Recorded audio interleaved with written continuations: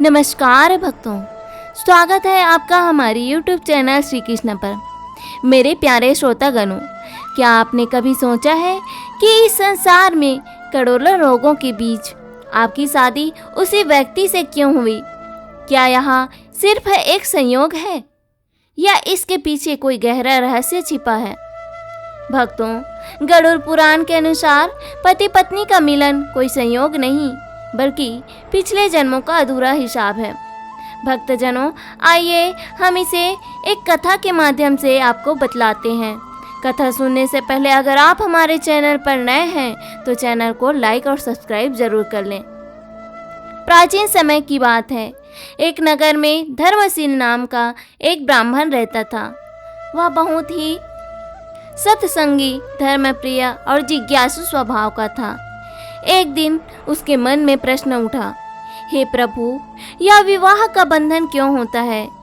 क्यों कुछ पति पत्नी जीवन भर सुखी रहते हैं और कुछ हर दिन संघर्ष करते हैं? इस प्रश्न का उत्तर पाने के लिए वह वन में तपस्या करने चला गया। कई वर्षों की कठोर तपस्या के बाद उसके सामने स्वयं प्रकट हुए भगवान विष्णु।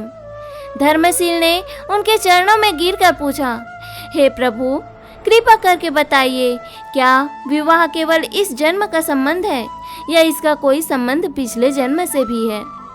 भगवान विष्णु मुस्कुराए और बोले, हे ब्राह्मण, यह संसार कर्मों का जाल है। कोई भी संबंध, चाहे माता पिता हो, मित्र हो या पति पत्नी, बिना कारण नहीं बनता। उन्होंने आगे कहा, विवाह वास्तव में पिछले जन्म के ऋण का परिणाम है। भक्तों, कर्म और विवाह का गहरा रहस्य बतलाते हैं। भगवान विष्णु ने समझाया, ऋण संबंध। अगर किसी व्यक्ति ने पिछले जन्म में किसी से धन, प्रेम या सेवा का ऋण लिया हो तो अगले जन्म में वह व्यक्ति उसके जीवन साथी के रूप में आता है ताकि वह ऋण पूरा हो सके। प्रेम का अधूरा बंधन। अगर दो आत्माओं का प्रेम अधूरा रह गया हो तो अगले जन्म में वे पति पत्नी बनकर मिलते हैं। शत्रुता का परिणाम। अगर किसी से घृणा या बदला अधूरा रह गया तो वही आत्मा जीवन साथी बनकर आती है। इसलिए कई विवाहों में बिना कारण झगड़े होते हैं। एक उदाहरण कथा। भगवान विष्णु ने धर्मशील को एक घटना दिखाई। एक स्त्री हर दिन अपने पति से दुखी रहती थी। पति उसे अपमानित करता, ताने देता और कभी प्रेम नहीं करता।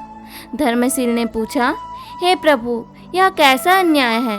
भगवान बोले, पिछले जन्म में यही स्त्री इस पुरुष को बहुत कष्ट देती थी, उसका अपमान करती थी।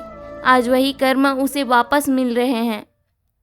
भक्तों, विवाह कोई संयोग नहीं है, यह पिछले जन्म का अधूरा हिसाब है। हर रिश्ता कर्मों से बंधा है। भक्तजनों, यह ज्ञान स्वयं भगवान विष्णु ने एक ब्राह्मण को दिया था। अब आगे की कथा सुनिए।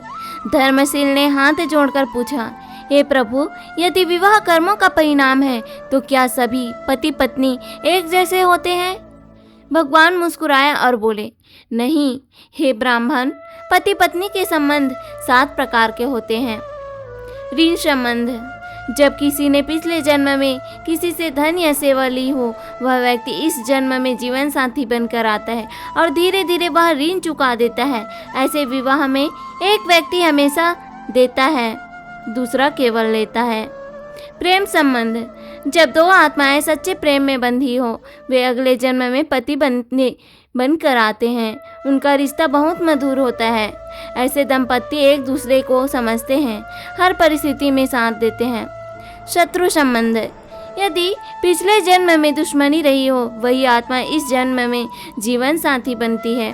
परिणाम, बिना कारण झगड़े, मनमुटाव, मानसिक कष्ट। संयोग संबंध। जब दो आत्माएं एक दूसरे की सहायता करती रहती हो, वे जीवन साथी बनकर एक दूसरे का सहारा बनती है।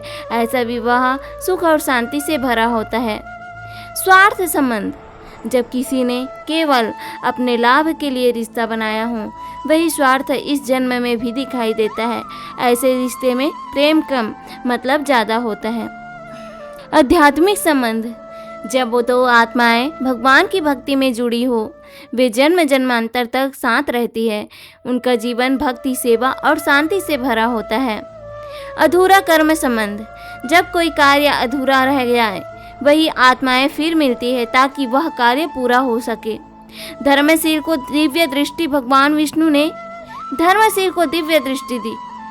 धर्मशील ने देखा कि कैसे आत्माएं बार बार जन्म लेती हैं और अपने अधूरे रिश्तों को पूरा करती है। एक पुरुष अपनी पत्नी से बहुत प्रेम करता था, पर पत्नी उसे हमेशा अपमानित करती थी। धर्मशील ने पूछा, ऐसा क्यों? भगवान बोले, पिछले जन्म में यह पुरुष अत्याचारी था और यह स्त्री पीड़ित थी। आज वही कर्म वापस लौट रहे हैं। जीवन का गहरा सत्य। कोई भी रिश्ता अचानक नहीं बनता। हर व्यक्ति आपके जीवन में किसी कारण से आता है और हर रिश्ता एक सीख देकर जाता है। अब सबसे बड़ा प्रश्न यह है कि धर्मशील ने पूछा कि हे प्रभु, क्या इस कर्म बंधन से मुक्ति संभव है? भगवान विष्णु बोले, हाँ, लेकिन इसके लिए ज्ञान, धैर्य और भक्ति आवश्यक है।